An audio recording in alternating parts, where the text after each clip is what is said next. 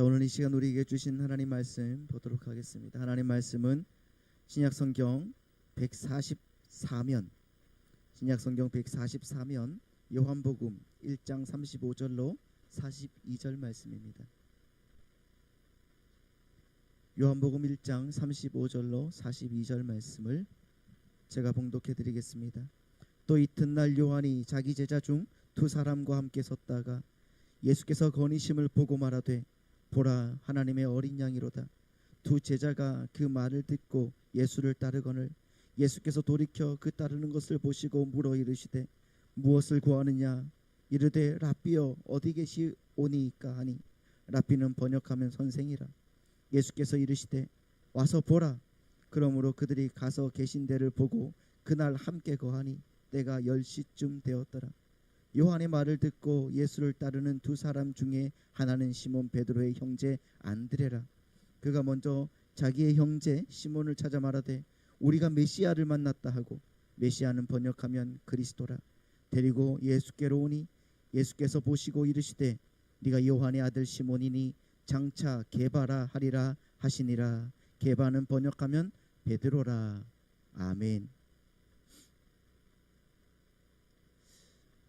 오늘은 원래 그 43절부터 나오는 나다나엘에 대해서 이렇게 말씀을 좀 드리려고 했는데요. 지난주에 말씀을 드렸던 그 말씀을 좀 더 확실하게 여러분 알고 가야 할 것 같아서 나다나엘 이야기는 다음 주에 이제 하도록 하겠습니다. 우리가 지난주에 이 요한복음이 창세기의 창조의 순서와 똑같이 연결이 된다고 말씀을 드렸죠. 그렇습니다. 그래서 그 창세기에서 첫째 날 뭐가 있으라? 빛이 있으라. 이렇게 말씀했을 때 요한복음에서는 빛이신 예수님이 나타나십니다. 그렇죠?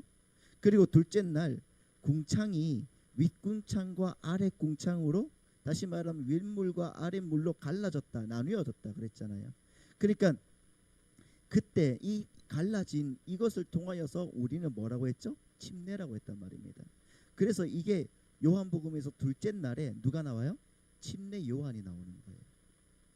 그러니까 구름과 물 가운데서 침례를 베푸는 침례 요한에게 예수님께서 오셔서 그 회개의 침례를 받으심으로 죄인의 자리로 내려오신 그 사건이 바로 요한복음의 둘째 날이다, 이렇게 말씀을 드렸습니다. 여러분 이게 지금 이해가 안 가신다면은 댁에 가셔서 오늘 주보에도 말씀을 드렸고 또 지난주 영상을 꼭 보셔야 됩니다. 정말 한 번 더 시청해 주시기 바랍니다. 왜냐하면은 이게 진짜 중요해요. 이걸 그냥 대충 그냥 뭉뚱거려서 알고 넘어가면 안 되는 겁니다. 확실하게 알고 넘어가야 되거든요.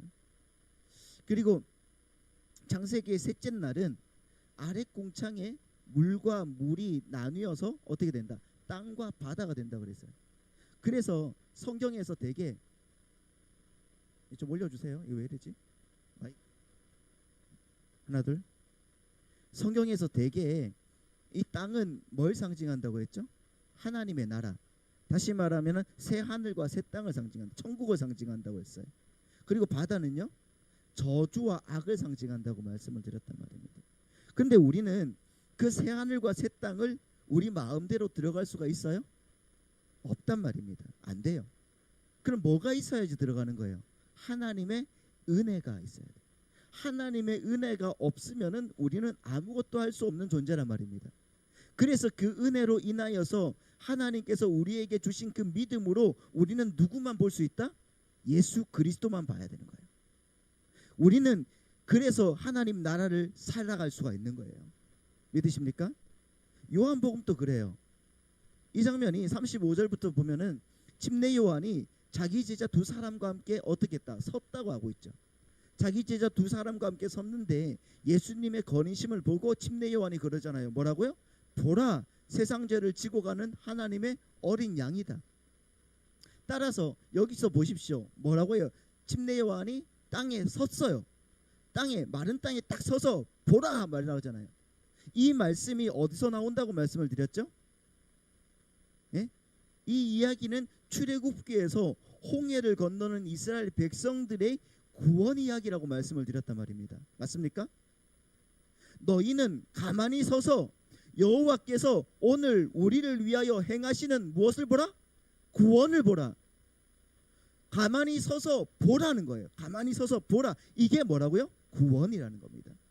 그러니까 구원은 어떻게 받는다는 겁니까? 가만히 서서, 하나님이 주신 땅에서 가만히 서서 봄으로. 그래서 예수님이 예수님을 볼 수 있는 눈이 생긴 두 제자에게 뭐라고 하는 겁니까? 와서 봐라. 아닙니까? 와서 봐라. 39절 말씀 보시겠어요? 39절 시작. 예수께서 이르시되 와서 봐라. 그러므로 그들이 가서 계신 데를 보고 그날 함께 거하니 때가 10시쯤 되었다. 이렇게 말하는 거예요. 그러니까 이 와서 봐라라는 말씀으로 그 두 제자가 예수님과 함께 10시쯤, 즉 해가 지기 전까지 있었는데, 그렇잖아요.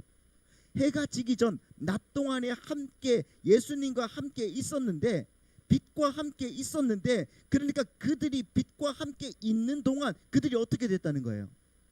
1장 41절 말씀 보시겠습니다.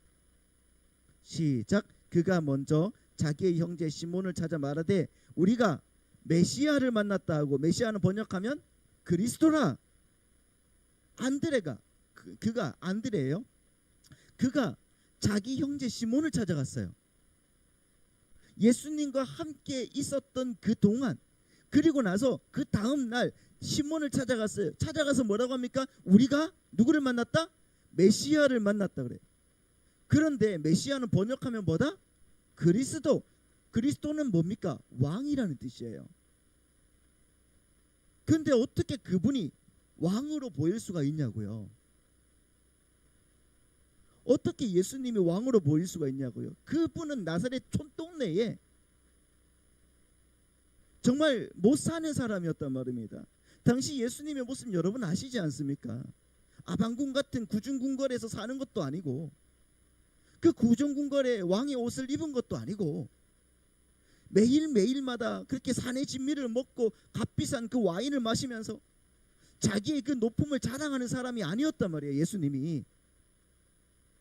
그렇다고 신분이 높았습니까? 아니에요. 그런데 안드레가 어떻게 우리가 메시아를 만났다, 우리가 왕을 만났다 이렇게 말할 수가 있을까요? 그들은 그들의 눈을 막고 있었던 그 껍질이 벗겨진 거예요. 그래서 진짜이신 예수 그리스도를 볼 수 있는 눈이 생긴 겁니다. 할렐루야. 여기까지가 요한복음의 셋째 날이라는 거예요. 이 요한복음을 기록한 사도 요한은 이 침례 요한의 이야기로부터 이어지는 이 제자들의 그 이야기를 통해서 이제 어린 양 예수 그리스도로부터 구약에 예언됐던 바로 그 교회가 어떻게 시작될 것인지를 미리 보여주고 있는 거예요. 우리에게. 어떻게 시작한다는 거예요? 그러니까 우리 교회는 어떻게 시작된 겁니까? 아니, 내가 사람들을 모아서 우리 같이 교회합시다 이렇게 시작된 겁니까? 아니에요. 하나님의 전적인 은혜로 시작되는 거예요. 우리가 교회로 어떻게 지어졌습니까? 하나님의 전적인 은혜로 지어졌습니다. 믿으십니까? 여러분, 하나님께서 어떻게 불러주셨습니까? 하나님의 전적인 은혜로. 따라해 보십시오. 하나님의 전적인 은혜로. 하나님의 전적인 은혜입니다. 다른 거는 아무것도 필요 없어요. 주님께서 택하신 그 자들, 그들을 은혜로 불러주신 거예요. 다시 한번 여러분, 오늘 본문을 천천하게 제가 여러분들께 이렇게 묘사해서 말씀을 드리면 바로 이겁니다. 죄악으로 빛을 잃은 어두운 세상, 어두운 이 세상에 빛이 왔습니다. 그런데 아무도 그 빛을 알아보지 못해요. 그 중에 어떤 한 사람이 그 빛을 알아보고 이분이 바로 구약에 예언된 세상 죄를 지고 가는 하나님의 어린 양이다 이렇게 외쳤습니다.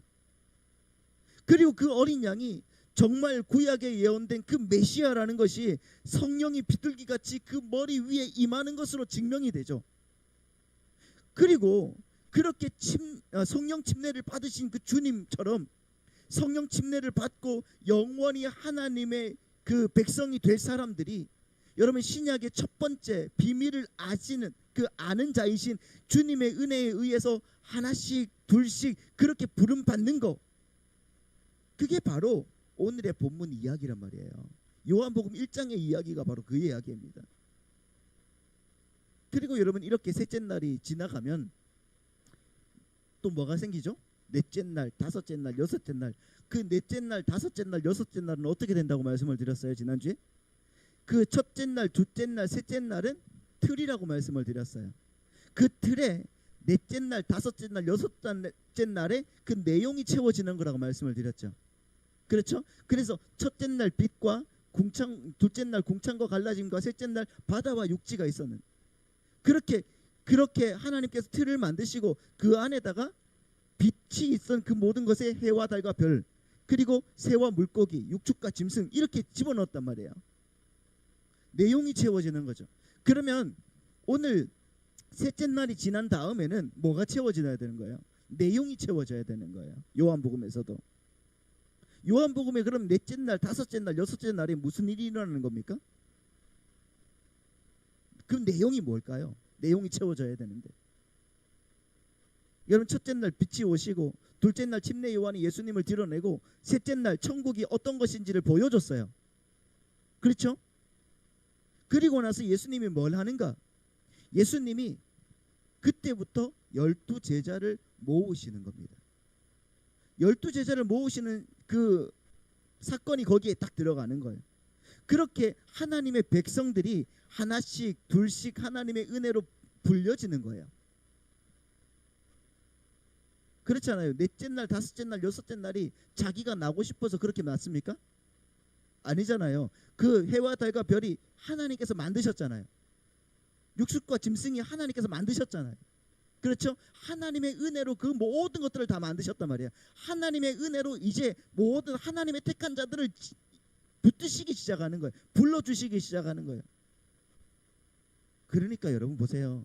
멍하니 그 그물을 깁고 있는 사람을 어떻게 해요? 불러요. 그래서 베드로잖아요. 부르잖아요.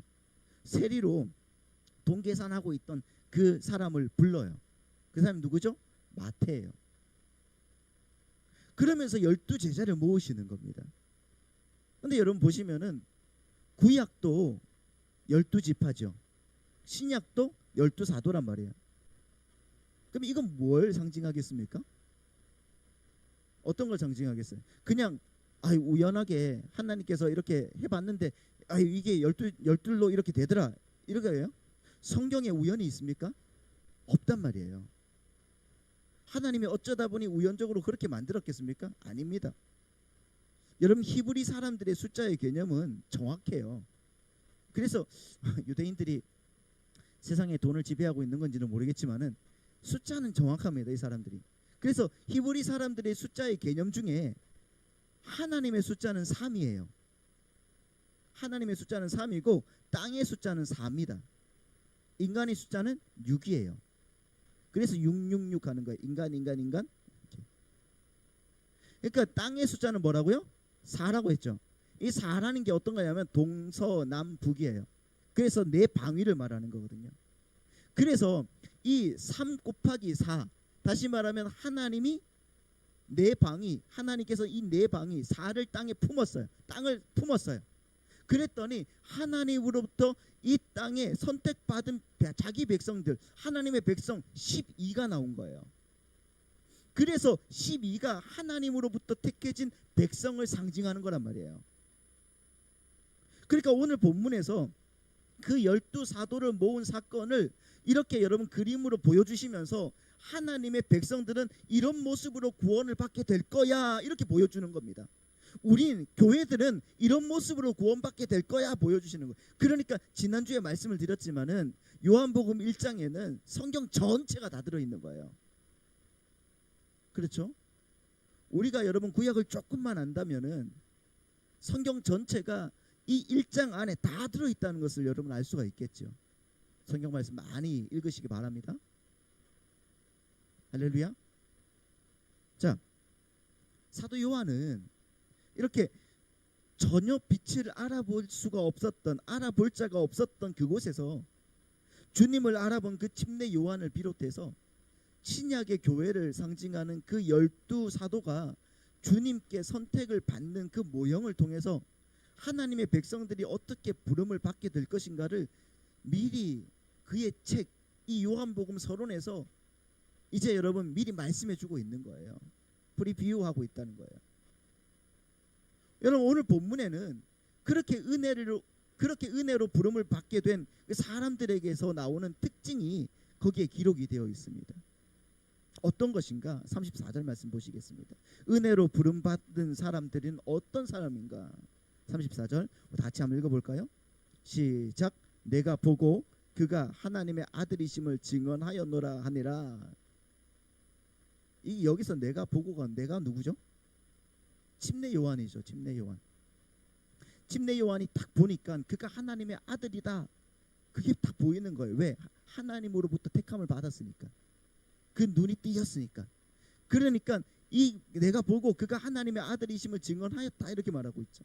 여기서 여러분 보고라는 단어, 이 보고라는 단어가 헬라어로 호라우라는 말이에요. 호라우라는 단어인데 이 호라우라는 말은 그냥 쓱 이렇게 보는 게 아니에요. 우리처럼 그냥 쓱 보고 맞는 게 아니라 사물이나 사람을 볼 때 내적으로 깊은 인상이 남도록 주의하여 관찰하다, 구별해서 보다라는 거예요. 주의해서 관찰하는 거예요. 책을 볼 때 그냥 이렇게 쓱 이렇게 보는 게 아니라 진짜 주의해서 관찰하면서 정독하는 것, 그런 것을 말하는 거예요. 다시 말해서 침례 요한은 주님을 볼 때 그냥 쓱 본 게 아니죠. 어떻게 했다는 거예요? 호라오 했다는 겁니다. 그게 하나님의 은혜를 입은 자들의 특징이라는 거예요. 하나님의 은혜로 하나님의 비밀을 알게 된 사람은요, 온 정신과 온 시선이 그 비밀에 집중하게 되어 있습니다. 주님의 말씀에 집중하게 되어 있어요. 그래서 호라오, 집중하여 관찰하게 되는 거예요. 그럼 오늘날 어떻게 그 주님을 호라오, 집중하여 관찰할 수 있다고요? 주님을 그대로 설명해 놓은 그 말씀, 성경 말씀. 그래서 그 빛을 본 사람들은 바로 그 예수 그리스도를 글로 설명해 놓은 이 성경 말씀을 집중해서 관찰하는 데 힘써야 되는 겁니다. 하루에 하나님의 말씀을 보셔야 돼요. 그래서 호라오 해야 되는 거예요. 여러분 그게 거듭난 사람의 특징이란 말씀입니다. 그럴 때 하나님의 백성들이 주님을 그렇게 호라오, 주의하여 관찰하여 볼 때 주님은 그를 어떻게 하시는가? 37절 말씀을 보시겠습니다. 37절 37, 38절. 두 제자가 그의 말을 듣고 예수를 따르거늘. 18절 시작. 예수께서 돌이켜 그 따르는 것을 보시고 물어 이르시되 무엇을 구하느냐 이르되 랍비여 어디 계시오니까, 이렇게 말하고 있죠. 예수님도 그 따르는 것을 어떻게 했다고요? 보셨다는 거예요. 보시고. 지금 제가 이 보라라는 단어를 갖고, 보다라는 이 단어를 갖고 여러분 그것들을 이게 비교해서 설명해 드리고 있는 거예요. 그렇죠? 자, 여기에서 38절 여기에서 쓰인 이 보다라는 단어는요, 떼아오마이라는 말이에요. 떼아오마이. 그러니까 이 말은 뭐냐고 하면 주님께서 관심과 의도를 가지시고 꿰뚫어 보는 것을 말하는 거예요. 꿰뚫어 보시는 거예요. 그러니까 주님은 어설프게가 아니라 여러분들을 불꽃 같은 눈동자로 지켜보신다는 겁니다. 할렐루야. 우리를 뭐같이? 불꽃 같은 눈동자로 우리를 지켜보신다는 것을 믿으시기 바랍니다. 어설프게 보시는 분이 아니세요. 관심과 의도를 갖고 아주 뚫어지게 떼아오마이 그렇게 하신다는 말이에요. 주님은 그들을 떼아오마이 하실 뿐 아니라 또한 하나가 더 나와요. 오늘 본문 말씀 보면 하나가 더 나오는데 42절 말씀을 또 보세요. 42절. 자, 같이 한번 읽어볼까요? 시작. 데리고 예수께로 오이니 예수께서 보시고 이르시되 네가 요한의 아들 시몬이니 장차 게바라리라 하시니라. 게바를 번역하면 베드로다. 여기서 또 보시고가 나오잖아요. 보시고. 여기 보고라는, 보다라는 단어가 다 달라요. 각자. 우리는 그냥 보다 하나만 있잖아요. 근데 이 보다라는 단어가 다 달라요. 근데 여기에서 보시고에서 이 보다라는 이 단어는요, 엠블레뽀라는 단어예요. 엠블레뽀라는 이 단어는 그 신적인 통찰을 가지고 사람과 사물을 보는 것을 의미합니다. 신적인 통찰을 가지고. 그러니까 이 말이 무엇이냐면은 주님은 그러한 신적인 통찰로 우리보다 우리 자신을 더 잘 아신다는 거예요. 나보다 나를 더 잘 아는 사람이 어디 있어? 우리는 그러잖아요. 있습니다. 누구? 예수 그리스도. 우리 안에 계시는 성령님, 할렐루야. 그분이 나보다 나를 더 잘 아시는 분이세요.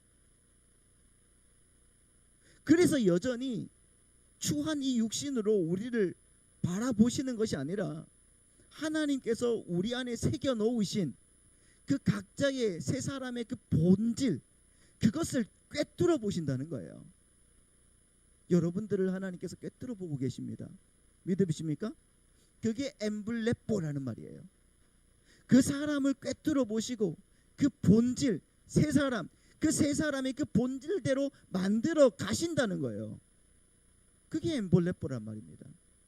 여러분, 주님께서 그 요한의 아들 시몬을 보시고 그 이름을 뭐라고 지어주셨다고요?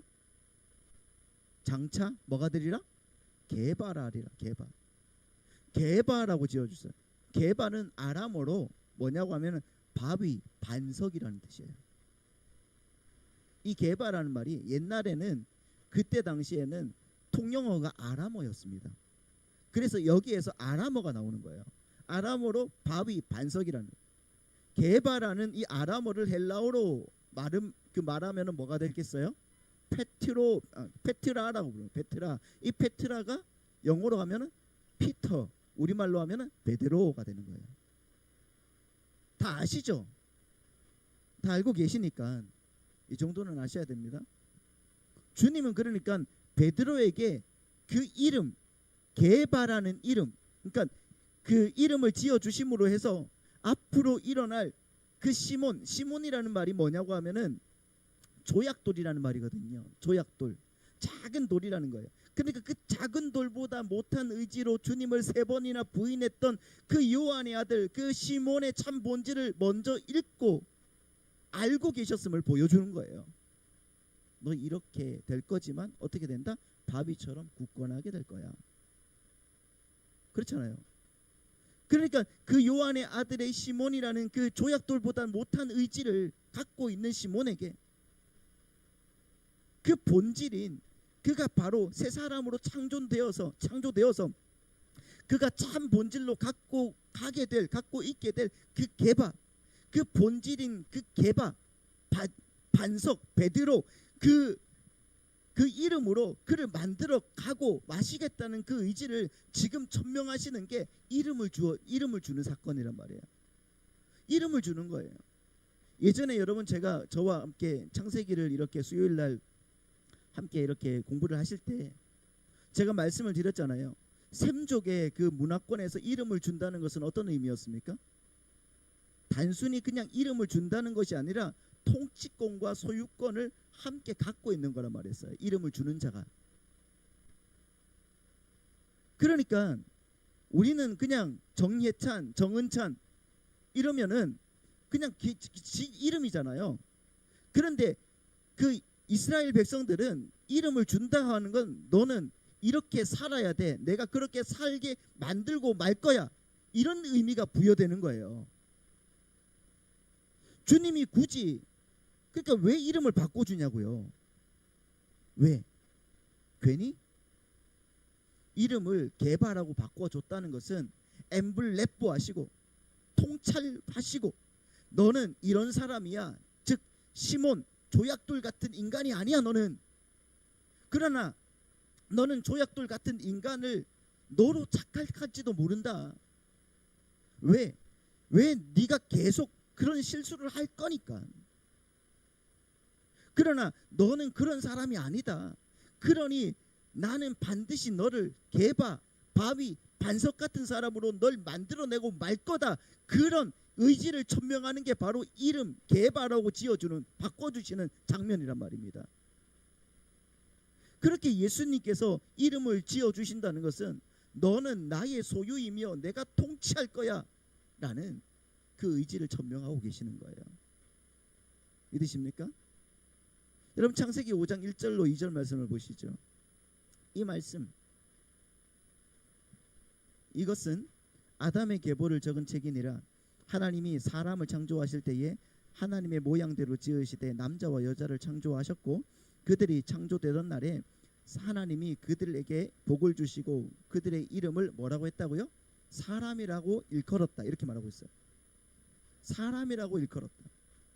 여기서 일컬으셨더라. 이 말이 히브리어로 카라라는 말이에요. 카라라는 말이 이름을 짓다, 이름을 주다라는 거예요. 그러니까 사람이 뭡니까? 사람이 바로 아담이라는 말이에요. 아담, 이샤 이런 말이에요. 여러분 사람이라는 뜻이 아담입니다. 그러니까 아담이라는 이름은 하나님이 지어준 이름이란 말이에요. 하나님이 뭘 위해 지어줬어요? 나는 너를 그렇게 이끌고 갈 거야. 그거예요.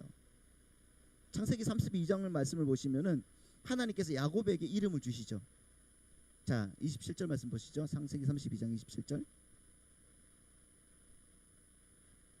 창세기 32장 27절 말씀 보면 그 사람이 그에게 이르되 내 이름이 무엇이냐? 그가 이르되 야곱이니이다. 28절 같이 읽습니다. 시작. 그가 이르되 내 이름을 다시는 야곱이라 부를 것이 아니요 이스라엘이라 부를 것이니 이는 내가 하나님과 및 사람들과 겨루어 이겼어. 이렇게 말하고 있습니다. 왜 이스라엘이라는 이름을 하나님께서 야곱이라는 이름 말고 이스라엘이라는 이름을 주신 겁니까? 이 말은 너는 내게 택해졌다는 말이에요. 그러니까 우리가 무슨 이스라엘을 하나님 뭐라고 했죠? 그 하나님과 겨루어 이겼어. 이것으로 여러분 우리가 오해하고 착각하고 계시는데 물론 그렇습니다만 더 중요한 것은 당신이 이름을 바꿔줘서 하는 것은 그렇게 하나님께서 이끌어 가신다는 뜻이란 말입니다. 여러분 오늘 본문에서 보십시오. 예수님께서 예수님의 제자들을 모으시는 그 과정에서 다른 말로 그 새 창조 속에 그 새 백성을 만드시는, 그러니까 여러분 그 첫 창조 과정에서 하나님께서 사람을 만드시는 과정에서 그 아담에게 이름을 지어주신 것처럼 오늘 본문에서 그 새 창조에 속한 그 하나님의 백성들을 모으시는 과정에서 이름을 주시는 그 사건이 동일하게 나왔다는 것은 여러분 뭔가 지금 비교해서 설명하고 있다는 거잖아요. 아니 아시겠죠 여러분? 그러니까 첫 창조의 아담과 하와가 하나님께 이름을 받고도 타락한 것과 비교해서 이제는 예수 그리스도로 말미암아 영원히 타락할 수 없고 영원히 하나님의 통치에 순종하며 영원히 하나님께 순복하는 하나님의 참된 백성, 참 이스라엘을 만들고 계시다는 것을 오늘 이 요한복음 본문에서 그 베드로의 이름을 지으시는 장면을 통해서 우리에게 보여주시는 거예요. 그 창세기와 요한복음이 이렇게 대조되고 있다는 거예요. 여러분 이해가 가십니까? 자, 그 장면은 또한 요한계시록 마지막 장으로 이렇게 이어지는 거예요. 자, 요한계시록 마지막 장에도 이렇게 이름을 주시는 장면이 있거든요. 보십시오. 계시록 22장 3절 4절 같이 읽습니다. 시작. 다시 저주가 없으며 하나님과 그 어린 양의 보좌가 그 가운데 있으리니 그의 종들이 그를 섬기며 그의 얼굴을 볼 터이요 그의 이름도 그들의 이마에 있으리라. 여러분 하나님은 하나님의 백성들에게 이름을 주신다고 해요. 누구의 이름을? 누구의 이름을 주는 거예요? 하나님의 이름을 주는 거예요. 하나님이라는 이름. 새 하늘과 새 땅에 들어갈 때 하나님은 우리에게 누구의 이름을 준다고요? 정창현? 김대수? 이게 아니라 여러분 누구? 하나님이라는 이름을 주시는 거예요. 그의 이름을 우리의 이마에 딱 붙여준다면서요. 나에게. 이게 무슨 신성 모독인 줄 아세요? 아니에요 여러분. 하나님은 하나님 백성들에게 하나님의 이름을 주신단 말입니다. 그리고 이름을 주신 그 당신의 소유권과 통치권을 발휘하셔서 그분의 성품과 인격을 그 이름을 받은 사람들 속에서 반드시 만들어내시고야 마실 거예요. 여러분 믿으십니까? 그게 바로 게바의 이름을 지어주는 장면에서 우리에게 보여주고 있는 거예요. 게바. 여러분에게 어떤 이름을 주셨다고요? 하나님의 이름을 주셨습니다. 하나님의 이름. 그래서 우리는 뭡니까? 그리스도인인 거예요. 아닙니까? 왜 우리가 그리스도인인데 아멘하지 못해요? 우리는 그리스도인입니다. 그렇습니다. 그리스도로 만들어 주시겠다는 거예요. 만들어 가신다는 겁니다. 내가 이렇게 만들고 말 거야라는 뜻이 그에 담겨 있잖아요. 이름 속에. 그러니까 하나님의 성품, 그 신의 성품에 참여한 자로 여러분을 반드시 만들어낼 거라는 그 의지가 여기에 이렇게 기록이 되어 있다는 거예요. 우리의 이마에 하나님의 이름이 쓰여져 있다는 겁니다. 믿으십니까? 보이십니까? 안 보이죠? 지금은 안 보여요. 그 새 창조된 자들은 게바 정도가 아니에요. 그렇잖아요. 하나님의 이름이 이마에 새겨져 있다는 거예요. 여러분, 그것이 바로 이 창세기에서 아담의 이름을 지으시는 모습과 야곱에게 이스라엘 이름을 지어주는 장면과 요한복음에서 게바의 이름을 지으시는 장면에서 이렇게 보여주고 있다는 거죠. 여러분, 우리 성도들은 거듭난 후에도 자신의 본질이 어떠한 것인지를 참 헷갈릴 때가 너무나 많지 않습니까? 깨닫지 못할 때가 너무나 많아요. 그렇지 않습니까? 그것은 마귀가 우리 성도들의 참모습을 엉뚱한 것으로 자꾸 위장하고 있기 때문에 그런 겁니다. 그래서 우리는 우리 안에 계신 예수 그리스도의 그 성품과 인격을 골방에 이렇게 묻어둔 채로 마귀가 만들어준 그 엉뚱한 옷을 입고 그게 나인 것처럼 착각하고 살아갈 때가 참 많이 있단 말입니다. 주님은 여러분 하나님의 은혜로 주님을 그렇게 호라우가 뭐라고 했죠? 주의 깊게 관찰하여서 구별하여서 보게 된 사람들을 어떻게 하신다고요?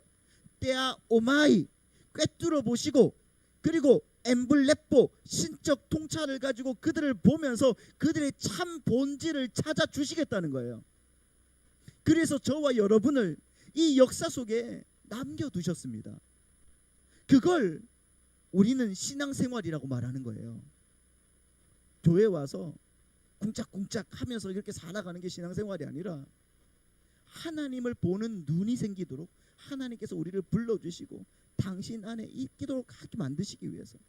여러분, 우리가 점점 그렇게 옛사람인 나, 마귀가 가짜로 씌워놓은 그 옛사람인 그 나, 이걸 벗고 내 안에 하나님이 창조해 놓으신 그 새 사람, 이 모습을 계속적으로 찾아가는 것이 바로 신앙생활이란 말이에요. 그래서 저 같은 목사는 계속해서 이 강단에서 우리 성도님이 어떤 신분인지를 계속 알려드려야 되는 거예요. 근데 여러분, 이 말씀을 드리면 굉장히 아프잖아요. 자꾸 왜 자꾸 저런 말만 해. 근데 강단에서는 이 말씀밖에 못하는 겁니다. 여러분, 잘 될 거예요, 복 주실 거예요. 이게 아니에요. 그러므로 해서 우리 성도들은 진짜 그거였어? 조금 전까지만 해도 나는 나를 바라보면서 나는 완전히 빵점짜리인 줄 알았는데, 그런데 아이고 저기 있는 목사가 나보고 100점짜리라고 그러네. 이게 어떻게 되는 걸까? 그걸 자꾸 반복하면서 내가 진짜 100점짜리 맞아? 이걸 여러분 깨닫게 가는 거예요. 여러분 잘 아시는 그 동화 중에 미운 오리 새끼라는 동화가 있지 않습니까? 아시죠? 그것도 모르는 것처럼 그렇게 그 동화 속에 이 미운 오리 새끼는 사실 뭐였습니까? 백조였어요. 백조. 그죠? 그런데 그 미운 오리 새끼가 자신이 그냥 못생긴 오리일 것이라고 생각할 때에는 너무나 불행했어요. 그리고 그는 애써서 그 오리의 삶을 흉내내야만 했다. 흉내냈어야만 했단 말입니다. 왜? 자기가 오리인 줄 알았으니까. 그러나 그가 너무나도 아름다운 백조라는 것을 다 깨달았을 때 그는 더 이상 못생긴 오리 새끼의 삶을 살지 않아도 되는 거였어요. 그렇게 주님은 여러분 우리의 신앙생활을 통해서 바로 그것을 알게 해주시는 거예요. 우리 성도는 이미 주님의 은혜로 100점을 받아 놓은 사람들임에도 불구하고 여전히 나는 5점짜리인가 봐, 나는 10점짜리인가 봐, 아니야 나는 0점짜리 인생으로 여러분 사는 사람들이 그렇게 많단 말입니다. 자꾸 사단이 씌워놓은 그 엉뚱한 가짜 자기를 바라보면서 넌 5점짜리도 5점도 감지덕지야, 이렇게 자책하는 사람들이 얼마나 많이 있냐고요. 우리 중에서도. 주님은 우리 신앙생활을 통해서 우리가 진짜 100점짜리 하나님의 자녀라는 것을 알게 해주시는 거예요. 그리고 우리가 어떻게 그러한 신분으로 그렇게 변화되어 가는가를 우리의 오감 속에서 경험하게 해주신단 말이에요.